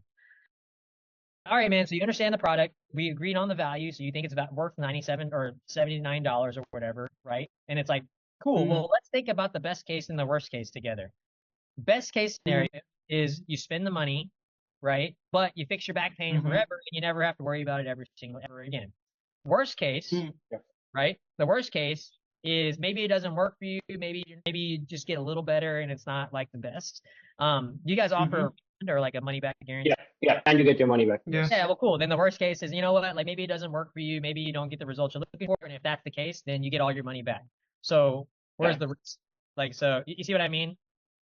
Yeah. Totally. So I always follow when I'm overcoming a price objection. I always do it like this.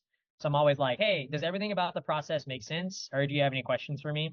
They're gonna be like, yeah, I understand it, or whatever. And it's like, okay, cool.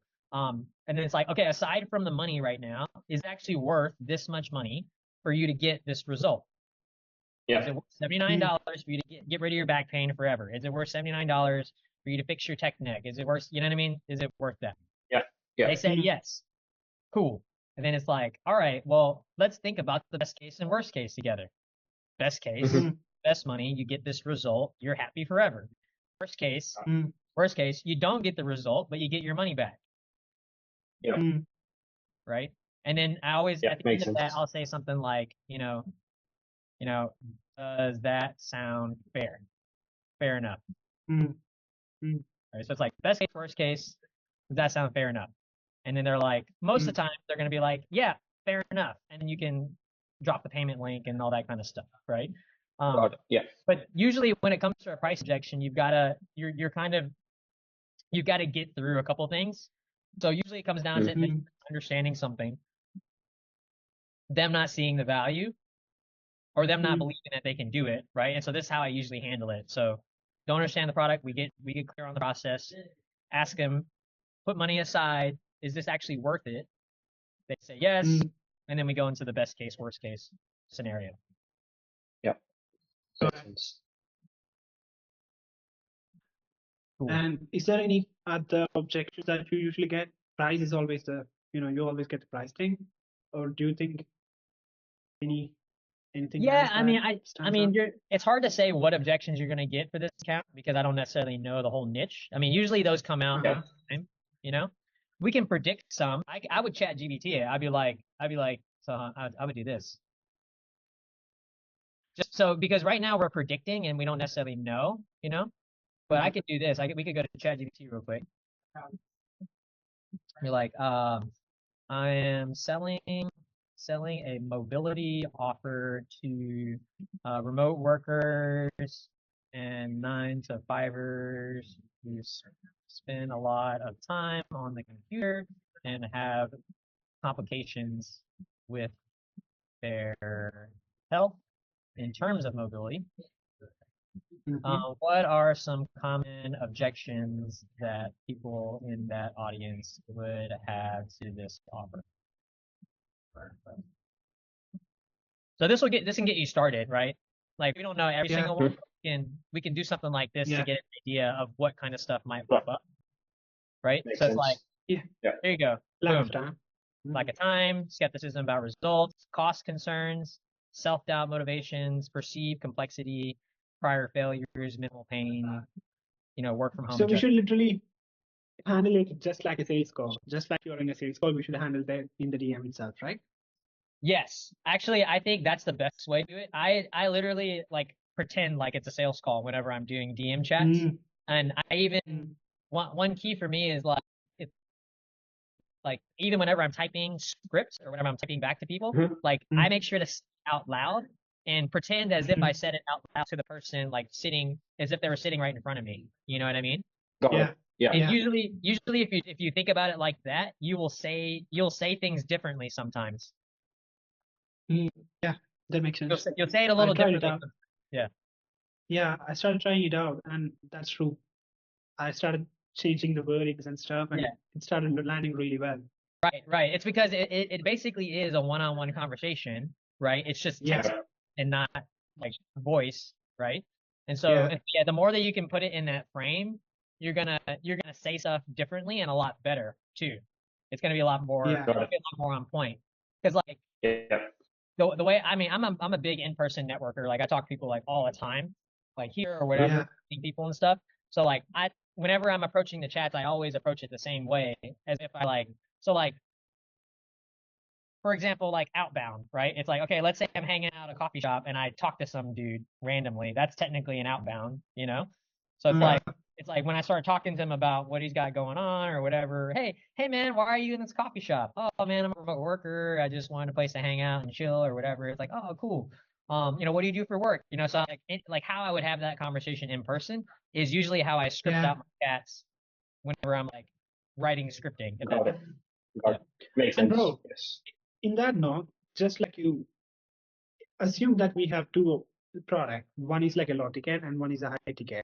How would you choose which one to sell in the chat itself? Do you prefer? You get what I mean? You have two products. Kind of. One is Yeah, like two a products. yeah, Go ahead. one is a high product. Let's say it's like 2,000 pounds, and let's say $3,000 or whatever, and you got one of the thing like $347, right? So how would you sort out the leads on which one to sell based on your intent of them, or do you prefer any other way? So I think it's there's kind of two things because it depends on how it like depends on the ad, right? So meaning like, am I promoting a high ticket offer on the ad or the CTA? You know what I mean? Like what I are mean, they? from What, freebie leads, freebie okay, leads for a if they are freebie lead. coming from freebie. Okay, Yeah. sure. So let's say we have a freebie lead and we're trying to sort between a high ticket offer and a low ticket offer. Well, then Yeah. I think it has a lot to do with intent. Like meaning Intent. like intent, like what are they trying to solve right now? Like where are they Uh-huh. trying to solve in their business right now or whatever they're doing, for their fitness, whatever. The intent is the most important. And then the second one is like what's their experience level, right? Because it's like a newbie, like someone that's a newbie, obviously you're not going to sell them the high ticket thing right off the bat, right? If If they haven't tried anything else before, yeah, we would probably you probably want to go for the lower ticket one, right? But let's say that they have experience in the thing that you're doing, right? And they have a good job, right? Or they have, like, you find out what they do for a living and they have a good job, then yeah, I might go ahead and offer the high ticket thing, right? Or there Makes is sense. even if they have like a high pain and high, they want to resolve that, and the low ticket won't solve that problem. On the high ticket only Right. solve the Well, problem. so to me, it's like selling is serving, right? And so like if the problem that they're presenting with is solved by the low ticket offer, then I'm probably going to offer them the low ticket one, right? As long as they can afford it, you know? Like so. But if I know that they're a highly qualified lead or they have a good job or whatever, and then that the higher level program can solve their problem better, then I'm gonna offer a higher program, right? But the key one is being like, what is their intent, and then what are they like? What's their qualifications? Like, are they actually someone that can afford the thing that I'm trying to sell them? You know what I mean? And how do you usually find out the intent? Just by the question, or like pain or goals and kind of like that? Yeah, I mean the intent you're gonna find that from right off the bat when you start asking the questions. You're gonna like as soon as you say like what offer are you thinking of right now? Like Fitness offer. Okay, it's like a fitness offer. Cool, man. Like you're gonna like whenever you talk to someone on a fitness offer, right? Like there's a few things, right? So if they've already worked with a personal trainer, then that might be a good fit because they're already used to spending money on themselves. You know what I mean?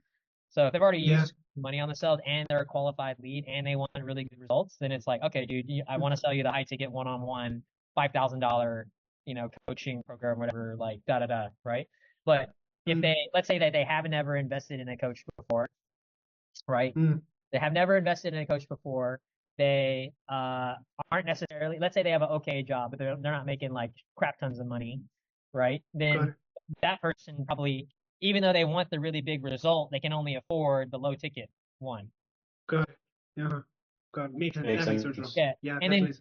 and then to me, whenever I was selling online coaching, because for Christian Fleener, it's Uh-huh. I think the key is the key question to me was, have they worked with a trainer before? Yes or no? Because Mhm. the Got people it. that have worked with a trainer online before are much easier to close than the people who haven't worked with the online trainer before. You see? Yeah. Would you prefer like online trainer itself or a PT, kind of like that? Well, so it depends on your modality for the coach, right? So if the coach is all online, then I would say online, right? Mm, mm, And, yeah, or if he does a blend, then it doesn't matter if he does in person and online. But if it's online, yeah, I would be specific and say, yeah, on like, have you ever been trained by an online coach before? Because that experience is much different than like going to a gym and getting trained by a personal trainer. You know what I mean? mm, Because like that when I makes go to a sense. gym with a personal trainer, I got a guy right there with me. You know, he's Mm, coaching me up, Yeah. he's motivating me, he's like telling me what to do, all that stuff. You know, and then online fitness is not like that. It's like you're by yourself. You can send Yeah. video yeah, in or whatever to the dude, right? yeah. So like for someone that has never invested in online coaching before, you have to kind of show Uh-huh. them all the benefits of why online coaching can be better than Makes sense. just going in person, right? But if someone has Yeah. already invested in online training, then it makes it much easier for them to make that jump to invest. Does that make sense? Makes sense. Yeah, Yeah. that makes Totally. sense. And how do you Also, usually bro, show that? Yeah, you can go for. you can finish it. It's different side of things. Yeah, just like the online thing you just showed, right? Do you have any video format or a sales process to make them go through the inside the DM to warm up the lead?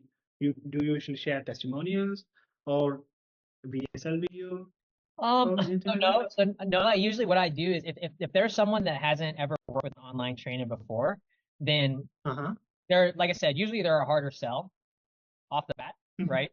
And Mhm. so what you need to do is they need to understand the value of online coaching in general. So usually what I do Mhm. is I send them some kind of YouTube video or something. Like if Uh-huh. a lot of the people I work with, they also do YouTube, so they'll have video content of them like building an online training program for someone or something like that, you know? So then I will Mhm. send that YouTube video in the chat. And I'll be like, oh, okay, cool. Oh, you've Got it. never been an online trainer before? I'd love to show you what that's like. And then I would send them the YouTube video so that way they can start Got watching it. that content and see, oh, this is how it will work. You know, this is what he does for me, that kind of stuff. Um, yeah, Got it. Yeah. that's what I would do is I would send a YouTube video um in the chat and then I would set time to follow up with them. Mhm. And then you would Got usually, it. did you see the video? Did the link work? And then just go Yeah. from there, So right? I'd be like, hey man, so let's say that we're in the middle or the beginning of the conversation. I'm like, and we're asking questions like, hey, have you ever worked with an online trainer before, or is this your first time looking to start? Right? Let's say that's Mm. the question. Hey, you ever worked with an online trainer before, or is this your first time looking to start? He's like, it's my first time looking to start. I would say, sweet, thanks for letting me know. I actually have a video that breaks down exactly, how I work with my clients and stuff like that online. Is it cool if I send that over? Mm. They'd be like, yeah. I'd be like, Mm. cool. I'm gonna send it over to you right now. Hey, do you think you have a chance to watch that in the next 24 hours? Mm. Oh yeah, I Got have it. a chance to watch it in the next 24 hours. Okay, cool. Here's the link. We'll follow up with you tomorrow and then we'll see where you're at, right? And then after I send them the video, the first question I ask them the next day is I'll say, so hey man, like what were your biggest takeaways from the video? Mm. That forces them to. And They then can't say, "Oh, didn't watch." Yeah. Makes yeah. sense. Hey, what were your biggest takeaways from the video? Oh man, I really liked how you broke down macros and the workout routines and all that Got stuff. it. Like, dope. Cool, man. And then now you can kind of pick up like where you left off in the Yeah, Yeah. set, bro. right? Yeah. But Totally. Yeah, that when makes you sense. That makes sense. but when you do that, what happens is like now they at first they're just like watching the person on Instagram, like, hey, like great example is Christian Fleener, right? It's like, hey, Yeah. watching Christian Fleener, they see that he works out, awesome, cool, right? But then after they watch this YouTube video, it changes. Now they don't just view Christian as a social media influencer, right? That works out and Mm. There's stuff. no personal connection. Now Yeah. they Makes actually sense. see him as a coach. They actually see him Yeah. as someone that has expertise and credibility because they just Got watched it. him Yeah. build out the macro plan or whatever for the person. Does that make sense? Got it, bro. Yeah. Yeah, bro. Yeah. Awesome. I guess it's How do you time guys, for it. Yeah, I know. I gotta hop out of here because I have another It's my- more than, yeah, it's um, 30 minutes more. So. yeah, no worries. It's cool. I wanted to make sure that I gave you guys a ton of value. So the launch plan I think is good. I think you guys are good on Yeah. that. I like the structure you guys set up. I think that's fine. For driving targeted leads, I have an IG ads process. So I can show If you you have guys. YouTube video, So I don't have a YouTube video on this specific thing for IG ads. Yeah. But the content that I use to run ads is exactly the same kind of content that I show you guys how to create in that YouTube video. okay, then you just boost it on Instagram. Exactly. Got it. Yeah. Yeah, because you know that if it drives leads organically, it's probably going to drive leads on ads. So there's no reason for you to really change anything. Makes sense. Or run Makes anything. sense. Yeah.